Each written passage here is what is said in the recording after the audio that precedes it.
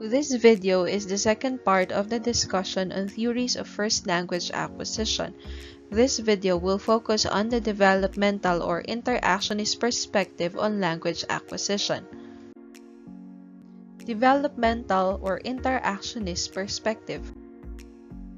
Cognitive and developmental psychologists argue that the innatist place too much emphasis on the final state, the competence of an adult native speakers, and not enough on the developmental aspects of language acquisition. In their view, language acquisition is but one example of the human child's remarkable ability to learn from experience, and they see no need to assume that there are specific brain structures devoted to language acquisition. They hypothesize that what children need to know is essentially available in the language they are exposed to, as they hear it used in thousands of hours of interactions with the people and objects around them. Developmental psychologists and psycholinguists have focused on the interplay between the innate learning ability of children and the environment in which they develop. These researchers attribute considerably more importance to the environment than the innatists do, even though they also recognize a powerful learning mechanism in the human brain. They see language acquisition as similar to and influenced by the acquisition of other kinds of skill and knowledge, rather than as something that is different from and largely independent of the child's experience and cognitive development.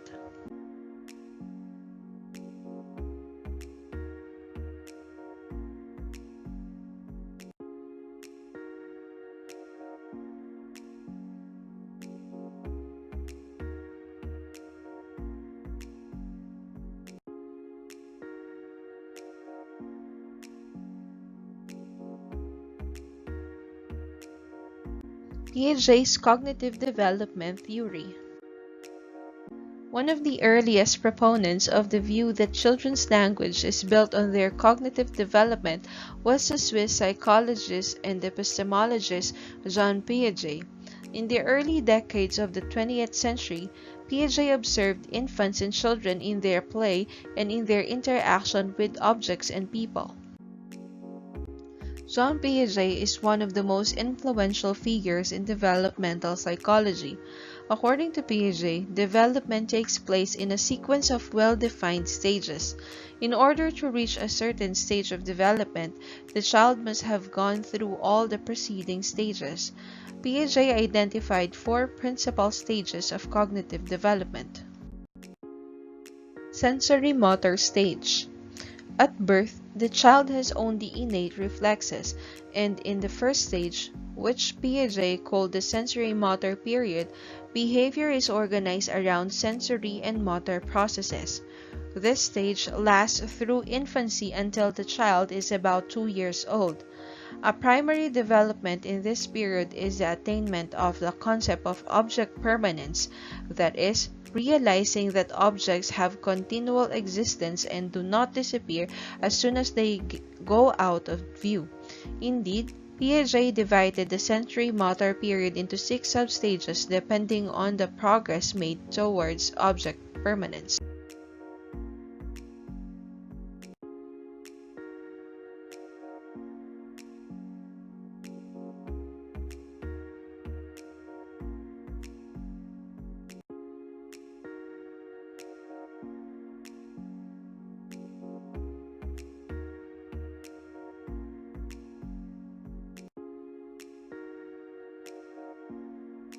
Next comes the pre-operational stage, which lasts until the age of about 6 or 7.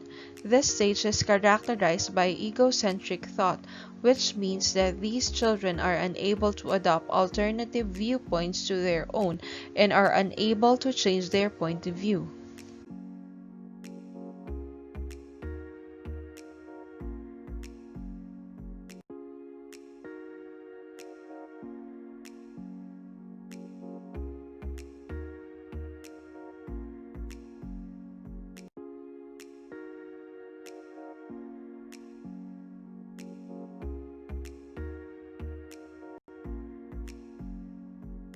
Concrete operational stage.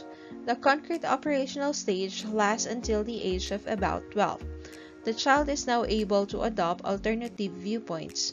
This is best illustrated with the classic conservation task. In this task, water is poured from a short wide glass to a tall thin glass, and the child is asked if the amount of water are the same. A pre-operational child will reply that the tall glass has more water in it. A concrete operational child will correctly say that they both contain the same amount. Nevertheless, the child is still limited to reasoning about concrete objects.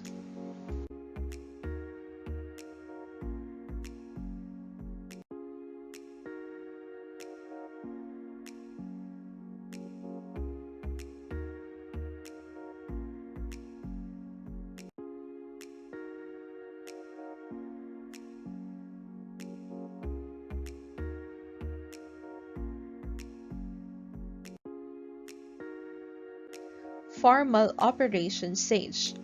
In the formal operation stage, the adolescent is not limited to concrete thinking and is able to reason abstractly and logically. Piaget proposed that the main mechanisms of cognitive development are assimilation and accommodation. Assimilation is the way in which information is abstracted from the world to fit existing cognitive structures. Accommodation is the way in which cognitive structures are adjusted in order to accommodate otherwise incompatible information. According to Piaget, there is nothing special about language. Unlike Chomsky, he did not see it as a special faculty, but as a social and cognitive process just like any other. It is therefore clearly has cognitive prerequisites. It is dependent on other cognitive, motor, and perceptual processes, and its development clearly follows the cognitive stages of development. Adult speech is socialized and has communicative intent, whereas early language is egocentric. Piaget went on to distinguish three different types of early egocentric speech. Repetition or echolalia.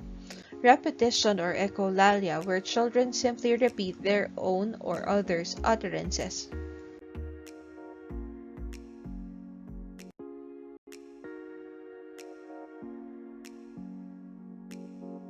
Monologues. Monologues is when children talk to themselves, apparently just speaking their thoughts out loud.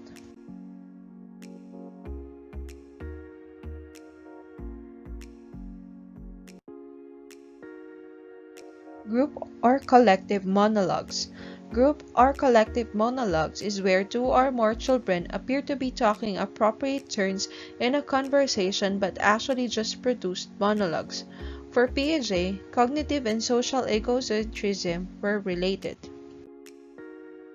The cognition hypothesis. The cognition hypothesis is a statement of Piaget's idea about language. It states that language needs certain cognitive precursors in order to develop. For example, the child has to attain the stage of object permanence in order to be able to acquire concepts of objects and names. Hence, there is an explosion in vocabulary size at around 18 months, just as the full notion of object permanence is attained. Upon observation of infants and children in their play and their interaction with objects and people, he was able to trace the development of their cognitive understanding of such things as object permanence, knowing that things hidden from sight are still there, the stability of quantities regardless of changes in their appearance, knowing that 10 pennies in a tightly squeezed line, and logic inferencing, figuring out which properties of a set of rods, size, weight, material, etc., cause some rods to sink and others to float on water. It is easy to see from this how children's cognitive development would partly determine how they use language. For example, the use of certain terms as bigger or more depend on the child and the things that can be observed or manipulated. For Piaget, language is one of a number of symbol systems that are developed in childhood. Language can be used to represent knowledge that children have acquired through physical interaction with the environment.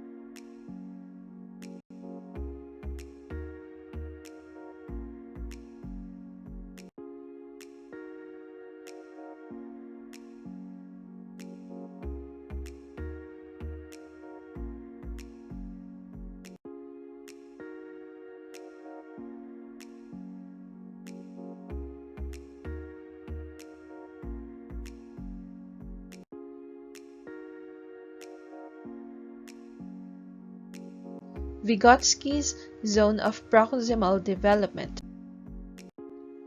Another influential student of child development was the psychologist Lev Vygotsky. He observed interactions among children and adults in schools in the Soviet Union in the 1920s and 1930s.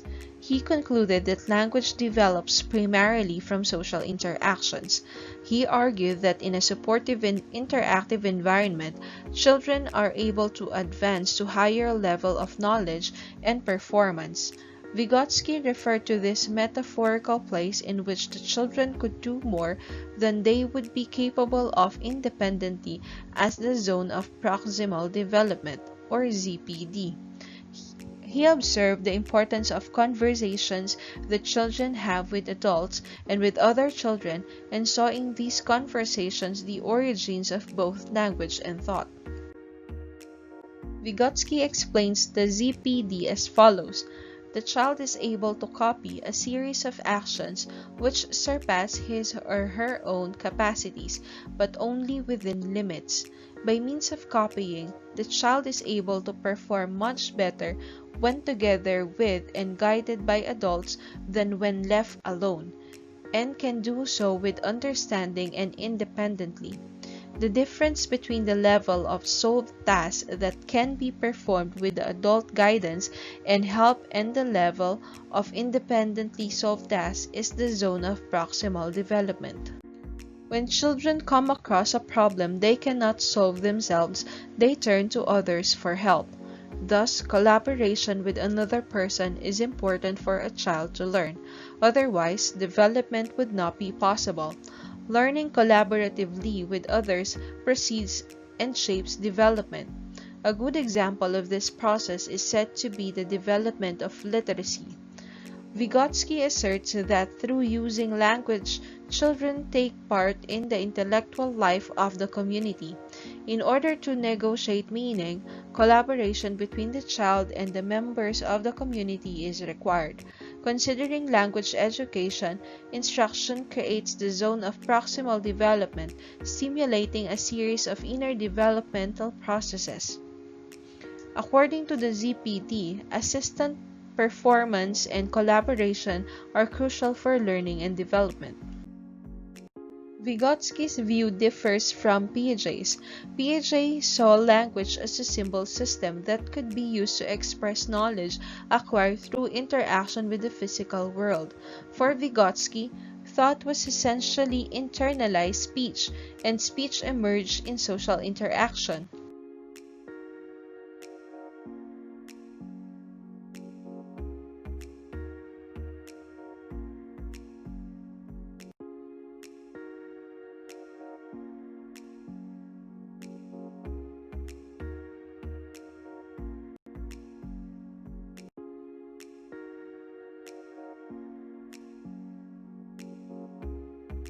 Cross-cultural research. Child-directed speech. Since the 1970s, researchers have studied children's language learning environments in a great many different cultural communities. The research has focused not only on the development of language itself, but also on the ways in which the environment provides what children need for language acquisition. One result of the cross-cultural research is the description of the differences in child rearing patterns. Catherine Snow, 1995, and others have studied the apparent effects on language acquisition of the ways in which adults talk to and interact with young children. In middle-class North American homes, researchers observed that adults often modify the way they speak when talking to little children. This child-directed speech may be characterized by a slower rate of delivery, higher pitch, more varied intonations, shorter, simpler sentence patterns, stress on keywords, frequent repetition, and paraphrase. Furthermore, topics of conversation emphasize the child's immediate environment, the here and now, or experiences that the adult knows the child has had. Adults often repeat the content of a child's utterances, but they expand or recast it into a grammatically correct sentence. For example, when Peter says, dump truck, fall, fall, Lois responds, yes, the dump truck fell down. Researchers working in a language socialization framework have studied language acquisition in children from a variety of cultural groups. They have found that the kind of child-directed speech observed in middle-class American homes is by no means universal. In some societies, adults do not engage in conversation or verbal play with very young children. For example, Bambi Schiffelin found that Kaluli mothers in Papua New Guinea did not consider their children to be appropriate conversational partners. Martha Crago, 1992, observed that in traditional Inuit society, children are expected to watch and listen to adults. They are not expected or encouraged to participate in conversations with adults until they are older and have more developed language skills. Other researchers have observed that in some societies, young children interact primarily with older siblings who serve as their caregivers. Even within the United States, Shirley Bryce Heath, 1983, and others have documented substantial differences in the ways in which parents in different socioeconomic and ethnic groups interact with their children. Thus, the patterns of parent-child interaction and child-directed speech that were first observed in middle-class North American families are far from universal. Nevertheless, in every society, children are in situations in which they hear language that is meaningful to them in their environment, and they achieve full competence in the community language. Thus, it is difficult to judge the long-term effect of the modifications that some adults make in speech addressed to children.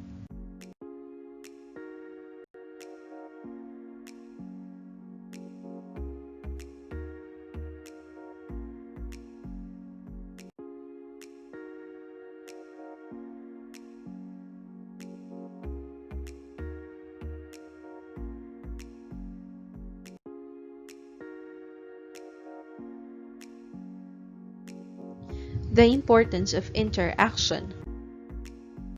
The role of interaction between a language learning child and an interlocutor who responds in some way to the child is illuminated by cases where such interaction is missing. Jacqueline Sachs and her colleagues 1981 studied the language development of a child they called Jim. He was a hearing child of deaf parents, and his only contact with oral language was through television, which he watched frequently. The family was unusual in that the parents did not use sign language with Jim. Thus, although in other respects he was well cared for, Jim did not begin his linguistic development in a normal environment in which a parent communicated with him in either oral or sign language. A language assessment at 3 years and 9 months indicated that he was well below age level in all aspects of language. Although he attempted to express ideas appropriate to his age, he used unusual ungrammatical word order.